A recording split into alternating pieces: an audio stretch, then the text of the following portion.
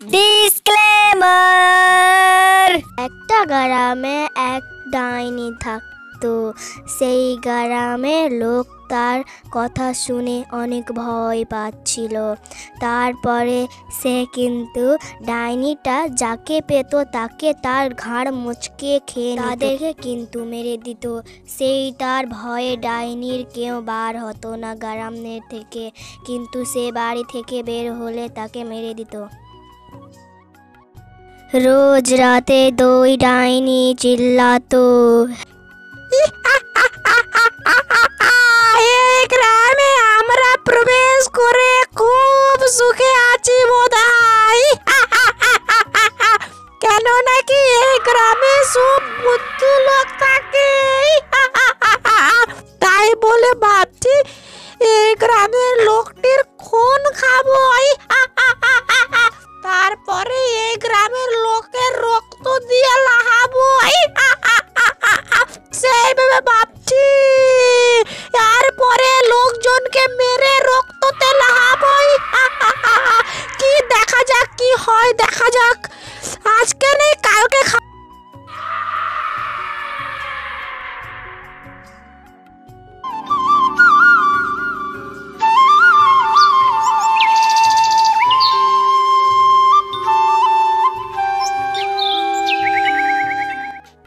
এই যদি রাত্রির দিকে রোজ রাতে যদি চিৎকার করে ডাইনিটা, তো আমরা বাস কিভাবে করব?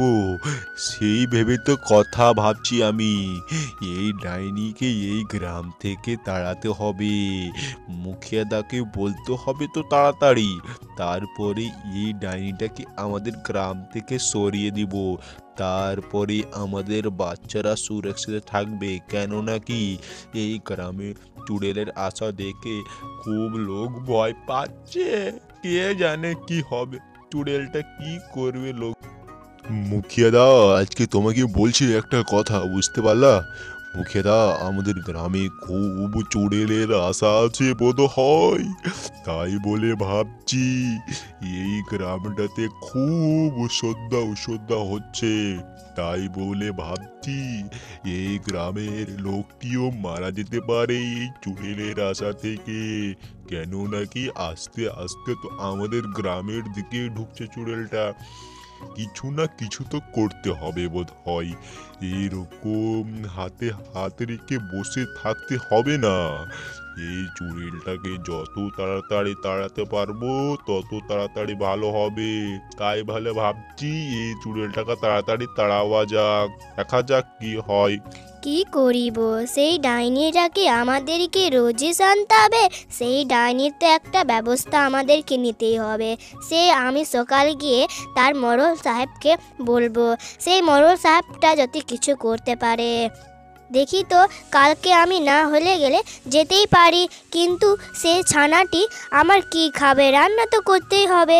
রান্না না করলে তারা তো খেয়ে মরে যাবে, না খেয়ে তো মরেই যাবে। তাহলে আমি এখন কি করি? কমলা বেটি, এখানে কি করছো? কেমন আছো তুমি? ভালো আছো তো? ভালো আছি কাকু, তুমি কেমন আছো? তুমি ভালো আছো? হ্যাঁ বেটি, ভগবানের দোয়াই ভালোই আছি অবশ্য। কিন্তু আমাদের গ্রামে খুব এখন অশান্তি হচ্ছে। কে জানে কি হবে। কিন্তু আমাদের গ্রামে নাকি 2 ডাইনি এসেছে। তাই ভেবে ভাবছি ওই 2 ডাইনিকে কিভাবে গ্রাম থেকে তাড়াওয়া যাক। কিন্তু কিভাবে তাড়াবো আমি তো ভাবতে পারছি না। কাকু, আমাদের গ্রামে 2 ডাইনি রাত হলে গেলে তারা কিন্তু চিৎকার করে লোককে ডাকে, কিন্তু কেউ ভয়ে যায় না কি তাদের ঘাড় মুটকে খেয়ে নিবে।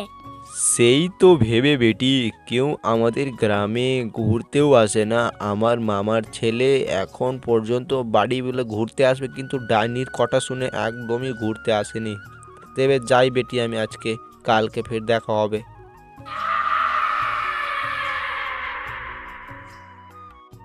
আজকে রাত্রি আমরা যাব ওইদিকে।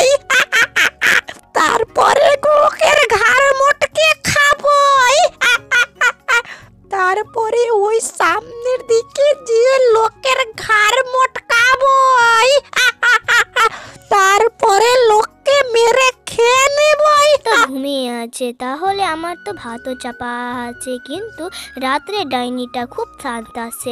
তাদের জন্য একটা আর ব্যবস্থা করতে হবে। আমি তো বলেছিলাম কি সকালে যাব, কিন্তু আমার যাওয়া হয়েছিল না। কেন কি এখন আমাদের ছেলেগুলো কি খাবে? আমার দিদি ঘুমিয়ে আছে, এখন আমি কিছু ব্যবস্থা করব, কিন্তু ব্যবস্থাটা কি করা যাক তাহলে আগে বুঝবো। দেখি তো আমি তার পণ্ডিতের কাছে যাব আর গিয়ে দেখব কি পণ্ডিত কিছু করতে পারে নাকি। পণ্ডিত তো দেখি তো তার জল ছিটালে গেলে তারা কিন্তু মরে যায়, কিন্তু তাদের পণ্ডিতের কাছে আমি যাব আর তার কি এরা রোজে চিল্লাবে? তাহলে তো আমাকে আর একটা ব্যবস্থা করতে হবে। যদি না যেতে পারি সেই পণ্ডিতের কাছে, কিন্তু আমি কি করব? আমার ছেলে পেলে তো না খেয়ে মরে যাবে, কিন্তু আমাকে কিছু ধারণা নিতেই হবে। আজকে তো খাওয়ার জোগাড় হলোই না, কেউকে পেলাম না ঘাড় মুটকার জন্য। কিভাবে খাবো? এই গ্রামের লোক উঠে যা, তোদের রক্ত দিয়ে লাহাবই।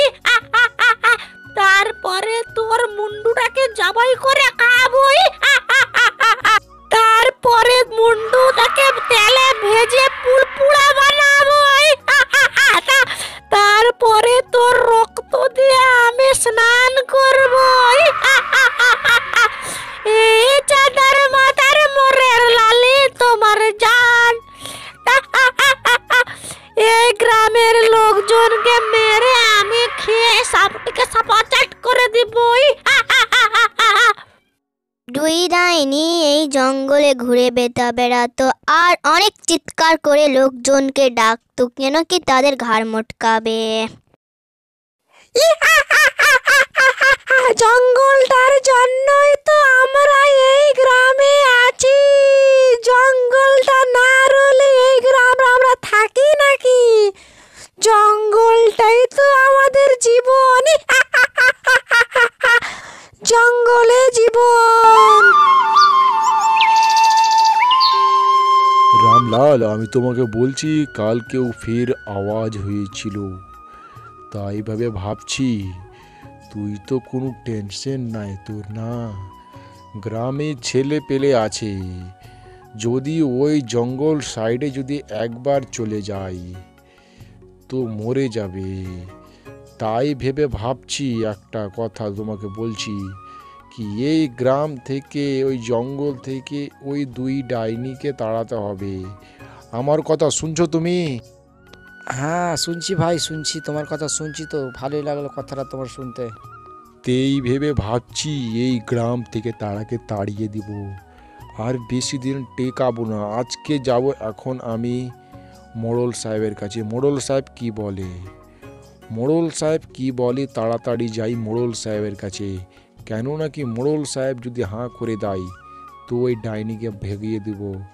তারপরে গাঁওটা খুব সুখে থাকবে, আর কোনো টেনশন হবে না গ্রামটাতে। গ্রামটা ফের জান্নাতের মতন হয়ে যাবে। ওই যে মোড়ল সাহেবের বাড়ি চলে এলাম, আর টেনশন নয়। মোড়ল সাহেবের বাড়ি চলে এলাম। ও মোড়ল সাহেব, ও মোড়ল সাহেব, কোথায় তুমি? মোড়ল সাহেব, ও মোড়ল সাহেব, মোড়ল সাহেব, ও মাদান, তুমি এরকম করে চিল্লাচ্ছ কেন? মোড়ল সাহেব তো ভিতরে আছে, তোমাকে ডাকলো, যাও। মোড়ল সাহেব, তোমাকে একটা কথা বলছি। কথাটা হচ্ছে এটা কি, আমাদের গ্রামে রোজ রাতে ভয়ানক ভয়ানক আওয়াজ আসে ওই জঙ্গল দিক দিয়ে, কিন্তু আমাকে কিছু করতে হবে। না করলে এরকম রোজ আওয়াজ আসলে ওই জঙ্গলের দিকে কেউ যাচ্ছে আর মারা যাচ্ছে। তুমি কি বলো, তুমি কি বলো এই জঙ্গলের ব্যাপারে? তুমি বলো, কি বলবো বলো তাড়াতাড়ি। আমি কি বলবো বেটা, আমি আর কি বলবো, আমার বয়স হয়ে গেছে। তাই ভেবে ভাবছি কালকে চুড়েলটাকে তাড়িয়ে দাও তোমরা। তুমি তাড়াতাড়ি করে ওই তান্ত্রিকের কাছে যাও, গুফার কাছে তান্ত্রিক আছে। মোড়ল সাহেব তো বললো ওই গুফার কাছে তান্ত্রিক আছে, যাই তাড়াতাড়ি। গুফাটা যে কোথায় আছে দেখা যাক। ওই সামনে দিয়ে রাস্তাটা তো খুব ভালোই ছিল, কিন্তু কে জানে কি রকম হবে। তাই ভাবছি ওই তো গুফাটা চলে এলাম। গুফার ভিতরে কিন্তু খুব ভয় লাগে আমাকে, কিন্তু পণ্ডিতরা এই গুফার সামনেই থাকে। গুফাটা কত অন্ধকার, খুব অন্ধকার গুফাটা। কে জানে গুফাটা এত অন্ধকার হবে, আমি তো জানি না। ও বেটা, এখানে কি করতে এসেছো? তোমার কি দরকার হয়েছে কি তুমি আমাদের গুফার ভিতরে এসেছো, আমাকে ধরেছো? তোমার কি অসুবিধা হয়েছে বলো?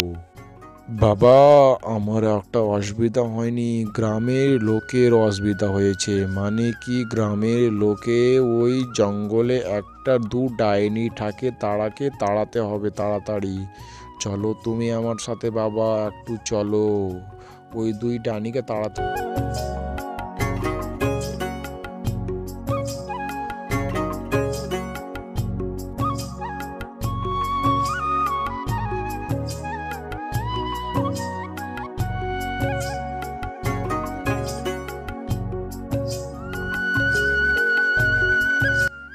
গাঁওওয়ালা, তোমাদেরকে একটা কথা বলছি। কথাটা হচ্ছে এটা কি, আমাদের গ্রামে দুটা কিন্তু ডাইনি আছে ওই জঙ্গলের পিছে। তেই ভেবে একটা আমি পণ্ডিতকে বলেছিনু, বলে আমাকে পণ্ডিত বলল কি এই গ্রাম থেকে যত জঙ্গল আছে জঙ্গলটি কেটে দিলে এই দুই ডাইনি ভেঙে যাবে। কেন কি জঙ্গলেই থাকছে ডাইনিগুলা, গ্রামে তাদের বাস হবে না, তাই বলে জঙ্গলে থাকে ডাইনিগুলো।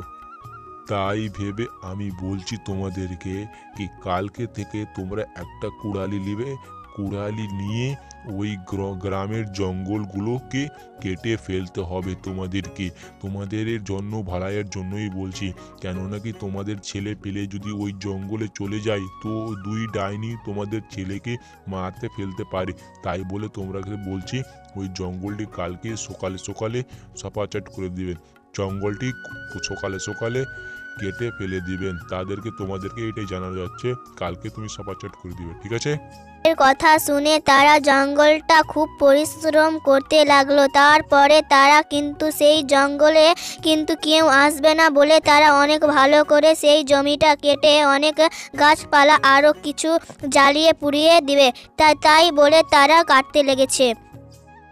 এই জঙ্গলটা ডাইনি দুই পেল না, তাই জন্য সেই ডাইনিটি অনেক দূর ভেগে গেল। তারপরে সেই লোকগুলো গ্রামের অনেক শান্তি সুবিস্তভাবে থাকতে লাগলো।